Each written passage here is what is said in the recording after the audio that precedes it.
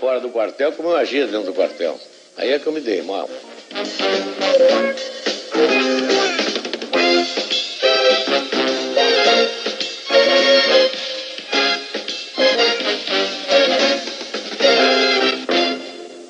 No início de agosto do ano passado, quando o presidente teve a primeira crise séria de dores nas costas e foi internado num hospital aqui de Brasília, eu tentei visitá-lo como amigo, mas fui barrado como jornalista. Então eu escrevi uma carta para o presidente e ele me respondeu com esse cartão. Meu caro Alexandre, estou muito alegre com a sua carta. Venha me visitar como amigo e não tenha receio de se portar como jornalista. Isso me encorajou a pedir uma entrevista ao presidente. Eu falei com ele e ele me disse que estava disposto a conceder a entrevista. Mas isso já faz mais ou menos 6 meses. Eu imagino que durante 6 meses o presidente protelou a entrevista porque não queria que ela fosse confundida com uma influência no processo sucessório. Depois ele me falou que na sua democracia o presidente não tem candidatos e não nomeia o sucessor. Presidente, o seu candidato, dizem que no fundo, eu por exemplo recebi uma informação que no fundo o seu candidato era o Costa Cavalcante. No fundo o meu candidato era o que a convenção indicasse.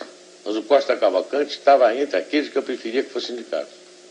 Mas o senhor um dia disse para o Armando Falcão que o Aureliano poderia ser o... Disse, uns 2 anos e meio antes da sucessão, ele me perguntou na casa do meu filho e disse: o Aureliano Chaves é um bom candidato. Apenas isso. Disse, seria um bom candidato. O senhor não quis indicar ninguém, não quis ter candidato, fez questão não de quis não ter. indicar ninguém de propositadamente, que acho que o presidente não deve indicar ninguém. Mas interpretaram esse seu cruzar de braços diante dos candidatos como que o candidato seria o senhor. Que o senhor seria candidato o senhor mesmo, que o senhor queria reeleição, ou prorrogação, ou mandato tampão. Eu estava muito satisfeito com a presidência da República. Eu desde o começo dizia que não gostava do poder, então diziam: um presidente que não gosta do poder não pode ser presidente. Se eu tivesse dito que gostava do poder, ele é um ambicioso. Mas o fato é que eu não gostava mesmo. E o Maluf, presidente, também. Outra pergunta que fica no ar, que o senhor não teria se importado com a derrota dele, em primeiro lugar. O senhor... Não é que eu não teria me importado com a derrota dele, eu me importei com a derrota do candidato do meu partido. Como era casualmente ele, eu me importei, eu preferia que não... Mas o senhor já disse uma vez, o Maluf não faz meu gênero. Não faz meu gênero, como muita gente do meu governo também não faz meu gênero. Eu já votei muita gente que não faz meu gênero. Eu tenho muitos candidatos que absolutamente não eram do meu gênero, mas eram do meu partido. Por exemplo, o senhor tinha um candidato que era seu colega de farda, o Lotte? Fazia meu gênero, eu não votei nele. Votou no que não fazia seu gênero. Se eu pudesse, teria votado nele. Estava muito mais identificado com o que eu aprendi no Exército, com meu pai, do que com o que os outros diziam. Quer dizer, conclusão, Maluf não fazia seu gênero, mas o senhor o apoiou até o fim como candidato ao seu partido. Candidato ao partido. Pois é, quando quiseram que eu indicasse um candidato, eu disse: não indico porque não é do temperamento. E mesmo que fosse o meu temperamento, eu não indico porque me tiraram o AI-5. Aliás, eu explicar se me tirou o AI-5. Mas eu indiquei. Você indicou porque tinha o AI-5. Me dá o AI-5, talvez eu indique. Se o senhor tivesse o AI-5, o senhor faria isso? Não. Se o senhor tivesse o AI-5, o que o senhor faria com ele? O AI-5? Rasgava. Infelizmente, o galho rasgou antes de mim. Presidente, João Batista de Oliveira Figueiredo, o homem, imaginou algum dia que seria presidente da República? Não, nunca imaginei. O máximo que eu almejei na vida foi chegar a ser um bom oficial de Estado-Maior do Exército. E eu acho que eu consegui. Mas presidência da República nunca me passou pela cabeça. Como é que o senhor soube que seria presidente? Diziam assim que o senhor já sabia muito antes. Foi mesmo no dia que se fala, no dia 27 de dezembro? Foi no dia 27 de dezembro de 1978, na Granja do IP, quando o presidente Geisel me chamou para me comunicar que se tinha fixado o meu nome. E eu, nessa oportunidade, eu disse para ele que eu não seria tão cretino a ponto de dizer a ele que estava sendo surpreendido, porque já mesmo os jornais iam falando no meu nome. E que, portanto, eu estava preparado para um dia ter que responder aquela pergunta. E já que ele estava fazendo aquela pergunta, eu perguntei para ele se era uma ordem ou se era um convite. Ele disse, não, estou lhe consultando. Então, não. Eu não quero. Mas por que não quer? Porque eu me conheço. O senhor não me conhece bem. O senhor serve comigo, mas nós nunca tivemos um contato tão íntimo a ponto do senhor dizer que possa me conhecer bem. Eu me conheço e sei que não sirvo para isso. O meu temperamento e os meus... Se eu consulte meus colegas do Exército, eles todos vão coincidir comigo que eu não sirvo para isso. Depois eu não quero. Ele tornou a insistir e eu pedi a ele 24 horas para ele pensar. No dia seguinte ele voltou para mim, conversamos, e ele disse, não tem jeito, vai ser você mesmo. E o vice foi o senhor que indicou?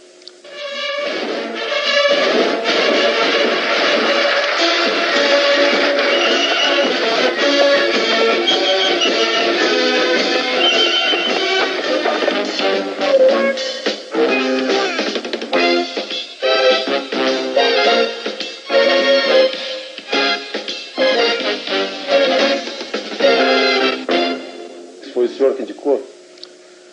Depois de terminada essa primeira parte da conversa, ele virou-se para mim e perguntou, e o vice? Eu disse, tá aí o nosso Aureliano Chaves. Ele chegou-se muito bem. Você quer comunicar? Eu digo, não, já que o senhor me perguntou, o senhor comunica para ele. Mas quem citou o nome do Aureliano Chaves fui eu. Isso esclarece muitas versões aí de quem teria indicado. Não, ele não me indicou. Não me indicou absolutamente. Não me indicou nome nenhum.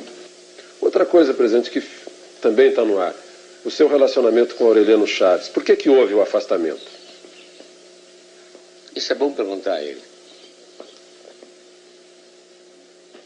Ele saberia responder? Eu acho que sim. E o senhor chegou a ponto, assim, de antes de assumir a presidência ou depois de ter assumido, chegou a ponto de ter vontade de desistir, presidente? Não, depois que eu assumi um compromisso, jamais desisti de alguma coisa. Nunca passou pela cabeça desistir de coisa nenhuma. E até o fim? E até o fim. E a família? A presidência prejudicou a sua família? Prejudicou porque eu fiquei 17 anos em Brasília, né? Não digo que foi a presidência, mas o ter me metido, ou terem me metido nisso, eu fiquei 17 anos afastado da minha família. Meus filhos no Rio e eu aqui. Prejudicou, não há dúvida que prejudicou. Benéfico não foi. Nenhum membro da minha família saiu ganhando qualquer coisa. Pelo contrário. Só tiveram aborrecimentos, eu também. E nós ficamos afastados dele. Vamos amenizar um pouco a conversa. O senhor sabe que sempre há piada a respeito do presidente da República. E dizem que o senhor conhece todas as piadas a seu respeito. Qual é a melhor piada a seu respeito? Não conheço todas as piadas, conheço muitas. A primeira que me contaram foi a do sapato, aquela do Geisel, né? O presidente Geisel, antes de me escolher, foi com um companheiro, mas você vai escolher o Figueiredo? O Figueiredo tem um temperamento meio doido, o Figueiredo é meio maluco.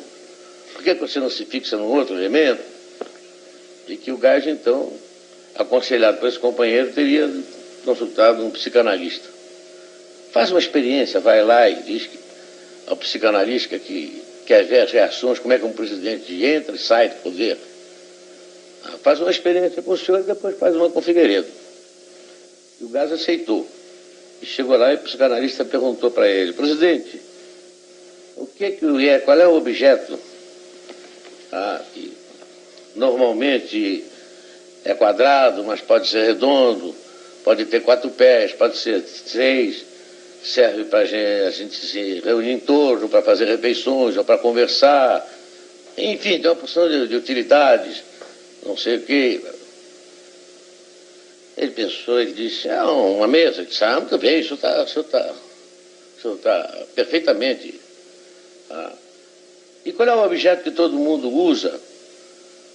Geralmente, para não andar com o pé no chão, todo mundo usa E o Geisel, naquela precisão dele, de gostar das coisas precisas, perguntou se tinha cadastro ou não tinha cadastro. Pode ter cadastro ou pode não ter cadastro. Então ele disse que é sapato.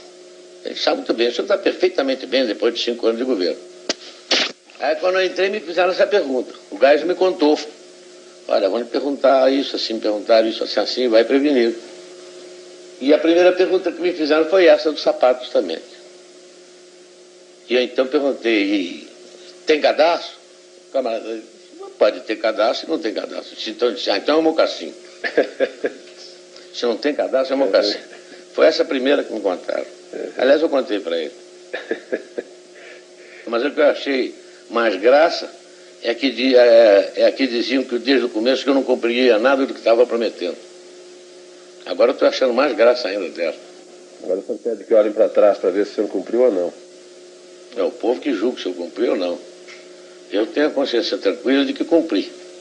O senhor entrou no mundo político, o senhor saiu do quartel e entrou no mundo político. Isso foi algum choque para o senhor? Foi porque eu pensei que eu pudesse agir fora do quartel como eu agia dentro do quartel. Aí é que eu me dei mal.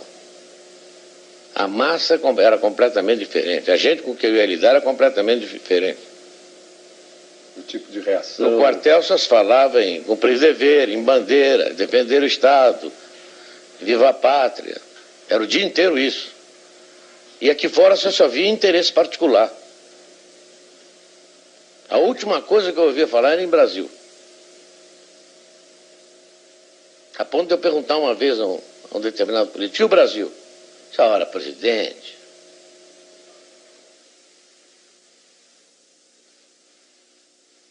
Vou pensar melhor. Absolutamente. É para abrir, quer dizer, general? É para abrir mesmo, e quem quiser que não abra, eu prendo, arrebento. Mas no episódio do Rio Centro houve quem esperasse que o senhor prendesse e arrebentasse. A quem? Foi fácil, o senhor fez o projeto, saiu tranquilo, não teve resistências. Não foi fácil. Só foi fácil por causa da compreensão dos companheiros das Forças Armadas, que apoiaram e acharam que estava na hora da Revolução provar que de fato queria democracia. E nesse aspecto todos me ajudaram. Volta de Brizola foi tratado e foi considerado como palatável. O Brizola? É. O Brizola, desde o começo, quando o repórter me perguntou, eu achei até um desaforo a pergunta que ele me fez. Se o Brizola ganhar, leva. Eu digo, estamos aqui brincando de eleição, menino. Se eu quisesse que o Brizola não fosse eleito, eu não teria dado anistia para ele. Aliás, como era a proposta do MDB, né? A proposta do MDB, eles não voltariam. Voltariam e não poderiam ser eleitos. E não poderiam ser eleitos. Aliás, uma pergunta semelhante foi no dia da sua posse. Perguntaram para o senhor, mas o senhor vai mesmo fazer desse país uma democracia? E eu brincando disse, eu prendo, arrebento, não sei o que lá. Está aí o presidente que nós elegemos, prende e arrebente.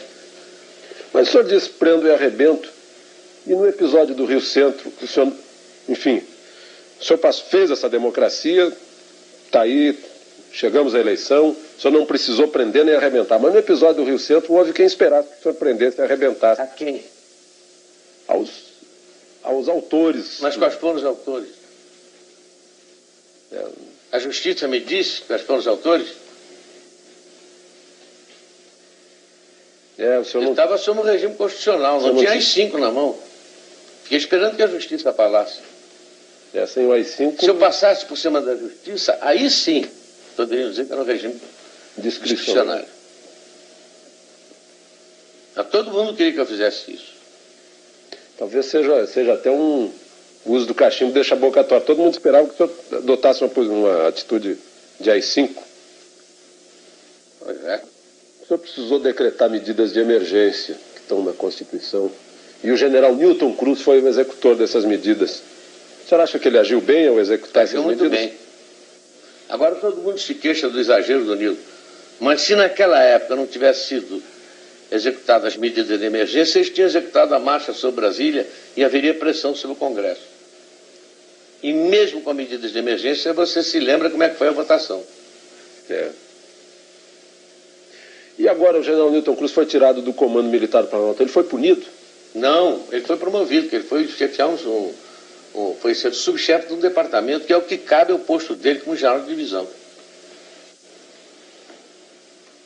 E nem eu permitiria que ele fosse punido, porque não cometeu transgressão nenhuma. O senhor, durante uma parte do governo, saiu uma versão que o senhor teria comentado com algum íntimo, disse assim, olha, se me incomodarem muito, eu chamo o Pires e largo isso tudo.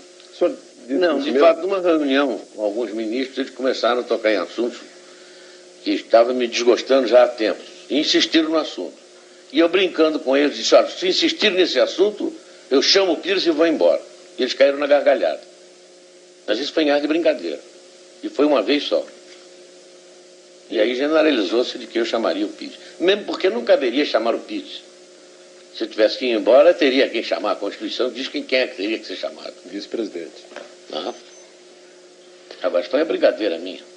Presidente, por falar em chamar o Pires, a Veja publicou na outra semana uma versão de que no segundo semestre do ano passado teria estado na iminência de haver um golpe militar.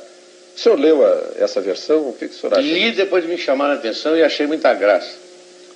Porque eu nunca estive na iminência de dar um golpe. Sempre que houve possibilidade de alguma coisa, eu entrei e valeu. Jamais passou pela cabeça do general Pires aquilo. Aquilo ali foi a maior história de ficção que eu já li na minha vida. Tem ali algumas meias verdades e alguns assuntos que nós possamos ter discutido. Mas na reunião preliminar com os ministros, com os presidenciáveis, eu discuti com os ministros militares. E um dos assuntos foi esse. As hipóteses possíveis. E essa hipótese foi completamente riscada. Eu tenho aí a cópia do documento, eu redigi e todos eles assinaram o documento. Não é absolutamente verdade o que está ali. E a imprensa, presidente? O que o senhor acha do trabalho da imprensa? O trabalho da imprensa no meu governo foi trabalhar contra mim. Contra o meu governo, porque tudo que se saía na imprensa ou saía truncado, ou saía meia verdade, ou então era inventado. A ponto de um dia eu chamar um determinado editor que foi lá me pedir um determinado dinheiro para a revista dele, para o jornal dele. E eu peguei assim um número e disse assim, olha, só nessa reportagem tem 11 mentiras. 11 mentiras que eu constato que foram comigo. Por exemplo, quando saem versões de conversas aqui de dentro, o senhor se encontra com políticos, sai versão de conversa. Algumas vezes os políticos ouvem, estão aqui em casa, ouvem e contam. Tem alguma coisa de verdade. Outras vezes não tem absolutamente verdade nenhuma. Como é que o senhor... Quer dizer, o senhor fica meio sem ter meios de... Não, às vezes eu mando agradecer ao político a veracidade com que ele contou a conversa. Já muitas vezes aconteceu isso. A fidelidade com que ele repetiu. Quando eu me expressei ontem a respeito do comício, foi um pensamento meu. Foi uma colocação má minha. Eu não me subexpressar. Eu desejo fazer uma retificação. O senhor, afinal, disse ou não disse para o Franciscato que o senhor queria estar no comício das diretas no Rio de Janeiro? Nesses últimos 6 anos, muitas perguntas ficaram no ar sem resposta. Eu trouxe essas perguntas aqui para a residência do Torto para fazê-las ao presidente. Presidente, eu vou começar por um episódio lá da Espanha. O senhor, afinal, disse ou não disse para o Franciscato que o senhor queria estar no comício das diretas no Rio de Janeiro? Não, não disse, jamais disse a ele. Chamei imediatamente o Franciscato e pedi a ele para desmentir a cara em verdade que ele havia dito. Que eu entendi que ele disse para querer me beneficiar. E o coitado Franciscato, ao desmentir, foi infeliz. Dizendo que tinha se traído, que tinha ouvido alguma vez eu dizer isso. Eu nunca disse isso a ele. Que teria cometido a inconfidência, mas o senhor realmente não disse? Não, absolutamente, nunca disse. Outra coisa que ficou no ar um dia... A única coisa que eu disse foi na entrevista que eu dei na África, quando começaram a me perguntar na entrada ali da casa em que eu estava hospedado, presidente, e as eleições diretas? Eu comecei a entrevista assim, jamais passou pela minha cabeça fazer a eleição direta agora. No entretanto, se o partido assim decidir, o Congresso decidir, eu, como homem de partido, tenho que me submeter. Afinal, todos nós somos pelas diretas. Eles começaram aqui no Brasil, a notícia chegou aqui no Brasil, o presidente está de acordo com as diretas. Não está de acordo, mas não para... Mas naquele momento, não. Tanto que o senhor depois propôs para 88. Eu propus para 88. E justamente eu não estava de acordo porque não eram essas as regras do jogo. E toda a imprensa brasileira acusava o regime de estar sempre mudando as regras do jogo. Então vamos com elas até o fim.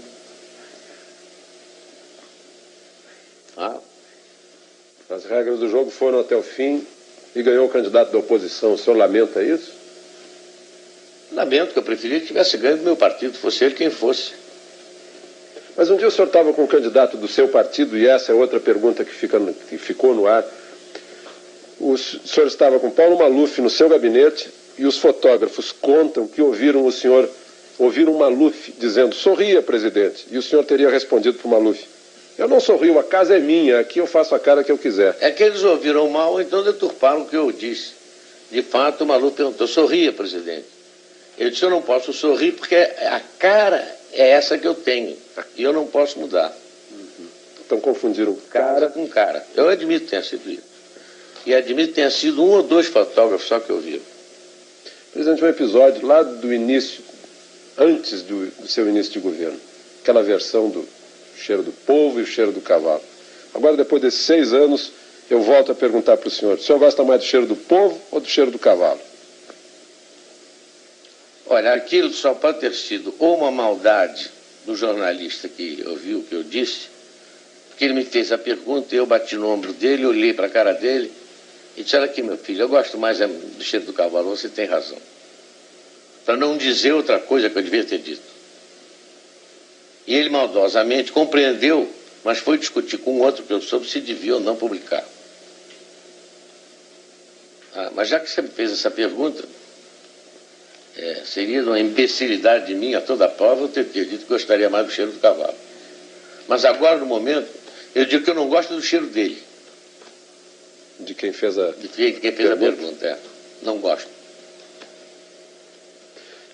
Como é que o senhor recebia essas críticas? Não, as pessoas que o cercam no palácio nunca sonegaram do senhor as críticas? Não, nunca sonegaram. Até pelo contrário, alguns exageravam até nas críticas. O SNI sempre me informou muito bem. E os companheiros também sempre me informaram muito bem. Eu recebia com naturalidade. E às vezes até com uma ponta de ironia. Porque criticando a mim, estavam criticando vários companheiros que estavam do lado de lá e que tiraram vários cursos comigo. Mas alguma crítica que o senhor chegou a verificar para ver se era verdade ou não? O senhor já... Não, as críticas que fizeram, eu tomei todas como coisa de... o meu humorismo, nunca tomei como verdade, porque não eram verdade mesmo. Presidente, o SNI sempre informou bem o senhor, porque o senhor já foi chefe do SNI. Dizem que o SNI fica criando complôs, levando informação do presidente. O senhor acha que sempre houve informação fiel, precisa do SNI para o senhor? O SNI tinha informação tão precisa que quando o ministro vinha tratar do assunto, eu sabia mais do assunto do que ele. E fazia uma pergunta, às vezes, que desmontava todo... Quer dizer, o ministro vinha fazer uma proposta para o senhor sobre energia nuclear, por exemplo, o senhor já estava sabendo de tudo? Eu já tinha recebido uns 15 dias antes um dossiê sobre energia nuclear. O senhor, quando chefe do SNI, corria a versão de que o senhor teria livrado alguns jovens que estavam sendo acusados, o senhor agiu para libertá-los, aconteceu isso? Não, para libertá-los não, para que eles pudessem trabalhar, porque eles estavam fichados na SNI e não tinham culpa nenhuma. E quem fichou por maldade. Alguns tinham alguma culpa, mas não era culpa a ponto de eliminá-los. Alguns até eu empreguei lá mesmo. Qual foi a maior tristeza que o senhor teve nesses 6 anos? Eu ter constatado que alguns homens que eu pensava que fosse alguma coisa eram completamente diferentes. O senhor não gostaria de citar o nome desses homens? Não, porque um dicionário era capaz de não caber todos os nomes deles. E a maior alegria, presidente? A maior alegria foi não ter conhecido antes algumas pessoas que eu poderia ter conhecido. Essas o senhor poderia citar? e ter conversado com o presidente Geisel depois de tanto tempo, em que diziam que nós estávamos brigados, em que eu convidei para almoçar e ele veio e conversamos durante 3 horas. Faz um mês isso, mais ou menos? Faz mais tempo. Qual foi o tema da conversa, presidente? Foi a sucessão presidencial. Porque eu senti que ele tinha opinião e eu tinha outra. Mas saímos bons amigos. Ele do lado de lá e eu do lado de cá. Continua a relação? Eu espero que sim. Eu não tenho nada contra ele, gosto muito dele. O senhor me contou sobre o Darcy Jardim de Matos. O senhor me falou assim, é desse tipo de homem que esses são os homens que eu admiro. O senhor o convidou para conspirar antes de 64, ele disse, eu não entro em conspiração, mas vou estar a seu lado. Ele e meu irmão Diogo. E foram os 2 primeiros que se apresentaram. E nunca conspiraram. Mas onde eu queria chegar é o seguinte, depois desses 6 anos, eu vejo aí na votação do presidente da República no colégio eleitoral, a primeira vez que seu nome foi lembrado no plenário foi por um ex-caçado, Jorge Carone, que agradeceu ao senhor pela anistia. Como é que o senhor, depois desses 6 anos, como é que o senhor analisa o coração dos homens, as pessoas que o senhor conheceu? Como qualquer homem de bom senso, qualquer homem de bem poderia analisar. O que eu poderia esperar? Eu não poderia esperar isso. E, no entanto, devo isso a ele. O senhor imagina agora que o senhor está passando a faixa para o Tancredo, o que passa no seu pensamento? A declaração de um ortopedista do Rio de Janeiro, dizendo que não gostaria de ser seu médico, porque o senhor é um paciente muito indisciplinado. O senhor causou problemas para o Dr. Newton, presidente? Só o Dr. Newton que pode responder isso, eu não sei. Agora, que ele é um chato, é. Como é que o senhor está hoje, física e espiritualmente? Olha, fisicamente eu não estou muito bem, porque ainda estou com a perna meio boba. Mas espiritualmente estou muito bem. Estou com a consciência tranquila, fiz o que eu achava que poderia ter feito. Não fiz o que eu achava que não deveria ter feito. Acho que estou muito bem e contente que falta pouco tempo. O senhor já calculou hoje quantos dias faltam? Eu tenho uma tabela lá nas baias, eu não fui lá nas baias hoje. Faltam 8 com 28 de fevereiro.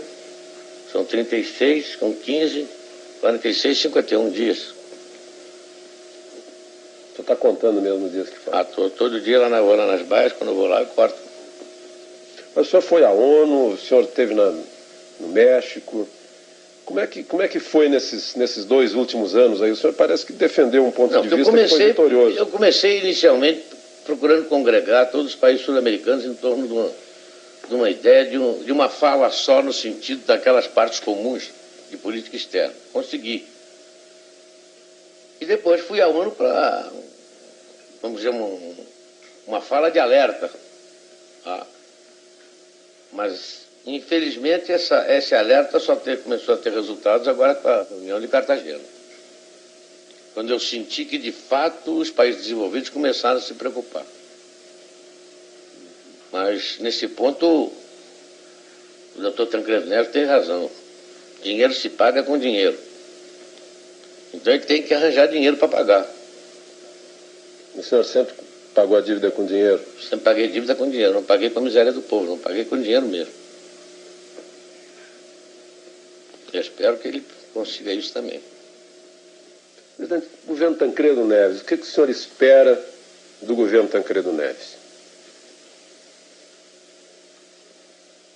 Eu não espero do governo dele, eu espero que ele tenha um pouco mais de sorte do que eu tive. E que no final do governo dele o povo faça mais justiça a ele do que fez a mim. Mas agora no final do seu governo até a oposição está fazendo justiça ao senhor. Foi lá no Palácio, o Hélio Garcia, o José Richa, o Iris Rezende estão convidando o senhor para homenagens, comícios. O senhor vai nesse comício? Não. O senhor não vai mesmo? Nem de lá do cá, nem do lado de lá. Mas fico muito honrado com o convite que eles me fizeram, muito agradecido. Sinal que alguém reconheceu que nem tudo que eu fiz foi ruim, né? O senhor agora, lá no sítio do Dragão, o senhor vai estar tranquilo. Se alguém aparecer lá para falar em política, pedir conselho, pedir que o senhor volte, ser candidato a alguma coisa, ser candidato a senador, alguma coisa assim. Eu acho que não vai aparecer ninguém. de se aparecer? Duvido. Eles me conhecem. A partir do dia 15 de março eu não sofro certas restrições que o cargo impõe. Você não precisa se conter. Não preciso me conter. O senhor me contou certas coisas que a gente não pode revelar, que realmente o senhor tinha boas razões para não se conter e se conteve. Tanto que tenho medo de não poder me conter depois do dia 15. No dia que o senhor estiver passando a faixa para o Tancredo, no dia 15 de março, o senhor imagina agora que o senhor está passando a faixa para o Tancredo, o que passa no seu pensamento? Eu tenho pena dele. Tenho uma pena danada dele. Por quê, presidente? Ele vai passar pelo que eu passei. O senhor não acha que ele está com mais opinião pública, dando força para ele? Tá com... Esse é que é o perigo, justamente. É que ele está com o apoio da opinião pública, está todo mundo esperançoso que ele possa fazer milagre, mas ele já disse que não vai fazer milagre, porque ele é um homem inteligente e sabe que não pode. Ele esteve aqui conversando com o senhor. Esteve, ele jantou comigo aqui uma vez, há uns 2 ou 3 anos atrás, e esteve no Palácio outro dia. Esteve no hospital me visitando. E várias vezes encontrei com ele em solenidade, em Minas, aqui mesmo. Essa passagem de serviço o senhor já abriu, ele já está, de certa forma, sendo ouvido? Já, eu disse a ele que tinha todos os órgãos do governo à disposição. Inclusive, se ele quisesse, eu mesmo estaria à disposição dele para qualquer coisa. Inclusive nessa questão de fechamento da renegociação da dívida... Não, isso nós não tocamos. Agora, apenas disse a ele que iria ser difícil. Porque se dependesse do governo americano, muito bem. Mas não depende do governo americano, depende dos banqueiros americanos. Presidente, hoje, se o senhor olhar para trás nesses 6 anos, e na hipótese que eu acho que para o senhor seria uma péssima hipótese, se eu tivesse que assumir a presidência da República, que coisas que o senhor fez que não faria? E que coisas que o senhor deixou de fazer que faria? Coisas, fatos? Atos, ações de governo. Alguns fatos aí, alguns atos de fato, talvez eu não tivesse feito, não deram certo. Outros que eu não fiz, talvez eu tivesse feito, talvez dessem certo. Agora, uma coisa que eu acho que faria, não faria novas relações. Relações pessoais. Eu queria ficar com os amigos que eu já conhecia há 50 anos. Eu fui muito infeliz com as relações novas que eu fiz. Elas o surpreenderam. Desagradavelmente. Teria sido, o senhor me desculpa, teria sido ingenuidade política sua? Ou esperteza política deles, ou as duas coisas. Ou um julgamento demasiado severo a respeito da minha inteligência.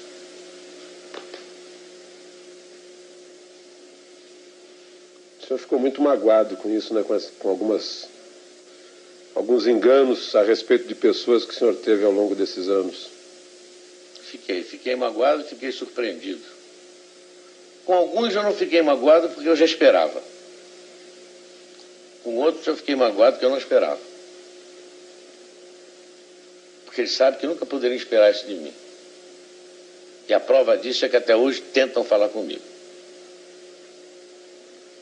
Presidente, agora, deixando de lado os políticos, e a gente imaginando que aqui essa câmera está registrando a entrada do senhor na casa do brasileiro médio, do povo, povão, o que o senhor diria agora para o povão que está vendo o senhor aí, nesse momento que o senhor está deixando a presidência da República? Bom, o povão que poderá me escutar será talvez os 70% dos brasileiros que estão apoiando o Tancredo. Então, desejar que eles tenham razão e que o doutor Tancredo consiga fazer um governo bom para eles. E que eles o doutor Tancredo consiga dar a eles o que eu não consegui. E desejar felicidade para eles. E que me esqueçam. Aliás, eu pedi isso desde o começo. Se lembra? Mas eu acho que eu tenho a impressão que a história não vai esquecer certas coisas, presidente. Anistia, por exemplo, em primeiro lugar, e acesso à democracia que está aí. Pode ser que eu não esqueça, mas eu preferia que esquecesse. Para o senhor viver tranquilo lá no sítio do Dragão. E que não me venham conversar mais sobre política. Que aí eu abro o meu arquivo. O senhor tem cartas e papéis guardados? Muitos. Bom, presidente, muito obrigado ao senhor. Obrigado. Obrigado a você também. E obrigado a vocês.